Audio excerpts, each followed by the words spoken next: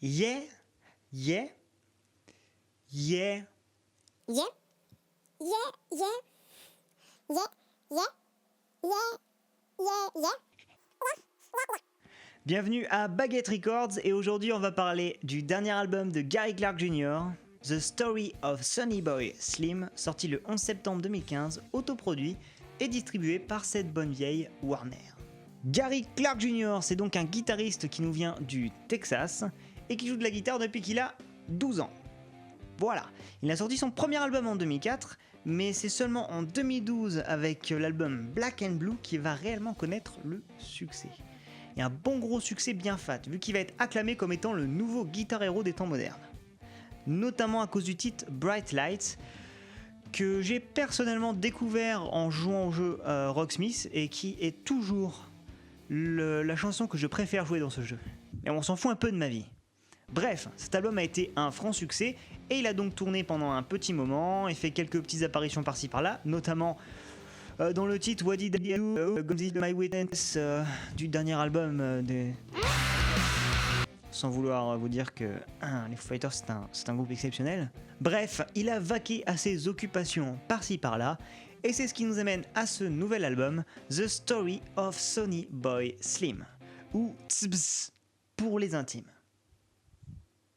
Et le moins qu'on puisse dire, c'est que Gary Clark Jr. assoit bien son titre de guitar héros bluesman des temps modernes.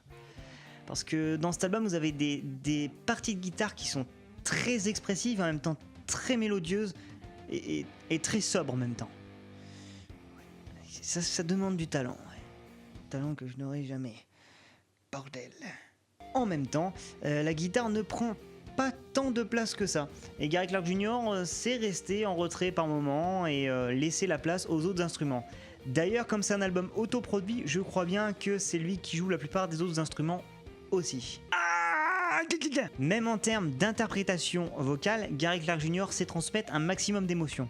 Je pense notamment au titre principal de l'album, la première piste et le single The Healing. Ou si au refrain vous n'avez pas des frissons, je veux dire vérifiez votre pouls les amis, parce que à mon avis il y a un problème, vous êtes en train de mourir. Vite. En plus de ça, vous avez aussi des titres plus politisés, comme par exemple le titre Hold Down, qui fait référence à tout ce qui s'est passé à Ferguson, les manifestations, la discrimination, etc. Et en termes musical à proprement parler, l'album s'inscrit dans la lignée de son prédécesseur Black and Blue.